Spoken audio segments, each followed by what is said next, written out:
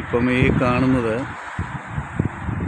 ഷാർജയുടെ ഒരു ഭാഗമായിട്ടുള്ള ഖൽബ എന്ന് പറയുന്ന ഭാഗമാണ്. ഇവിടെ പ്രദേശങ്ങളൊക്കെ എത്രത്തോളം ക്ലിയറാണ്, നീറ്റാണ് അതൊക്കെ നമുക്ക് നോക്കുമ്പോൾ കാണാൻ പറ്റും. ഒരു പേപ്പറിൻ്റെ ഇതുപോലും ഈ ഭാഗത്തൊന്നും ഇടാനുമില്ല. കാരണം അവിടെ നിയമം അത്രമേൽ സ്ട്രിക്റ്റാണ്. എല്ലാം അതിൻ്റെ ക്ലിയറായിട്ടാണ് പോയിക്കൊണ്ടിരിക്കുന്നത്. ഓരോ കെട്ടിടങ്ങൾ ഇത് മരുഭൂമിയിൽ അവരിത്രത്തോളം ഒക്കെ ഉണ്ടാക്കി വെച്ചിട്ടുണ്ടെങ്കിൽ നമ്മുടെയൊക്കെ നാട്ടിൽ എത്രത്തോളം നമുക്ക് വൃത്തിയാക്കി ചെയ്യാൻ പറ്റും.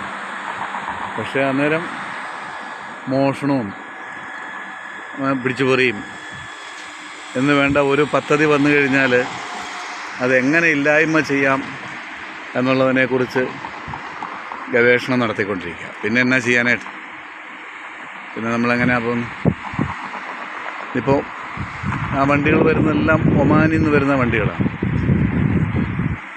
ഇവിടുന്ന് വെറും 30 കിലോമീറ്ററേ ഉള്ളൂ ഒമാനിലോട്ട്.